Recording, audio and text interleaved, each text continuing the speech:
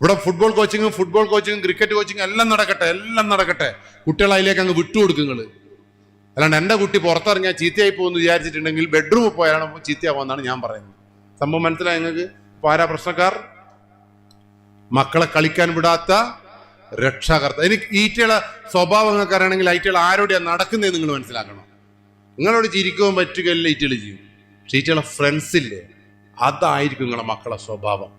4 പെണ്ണിന്റെ പുറകെ പോകുന്ന ഫ്രണ്ട്സാണ് നിങ്ങളെ മക്കൾക്കെങ്കിൽ 6ാമത്തെ ദിവസം ഇവനും വേറെ പെണ്ണിന്റെ പുറകെ പോകും. ഒരു സംശയം വേണ്ട. ബബിൾ ഗം തിന്നുന്ന 6 കുട്ടികളോട് കൂടെയാണ് നിങ്ങളെ മക്കൾ നടക്കുന്നതെങ്കിൽ 7ാമത്തെ ദിവസം നിങ്ങളെ മക്കൾ ബബിൾ ഗം തിന്നും.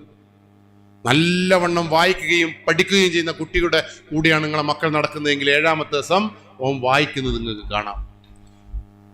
നല്ലവണ്ണം കളിക്കുന്ന കുട്ടികളുടെ കൂടെയാണ് നിങ്ങളെ മക്കൾ നടക്കുന്നതെങ്കിൽ 8ാമത്തെ ദിവസം ഓൻ കളിക്കുന്നത് കാണാം. അപ്പൊ നിങ്ങളെ മക്കള് സ്വഭാവം മനസ്സിലാക്കേണ്ടത് എങ്ങനെയാ? അവരാരുടെ കൂടെയാണ് നടക്കുന്നതെന്ന് നോക്കണം നിങ്ങൾ.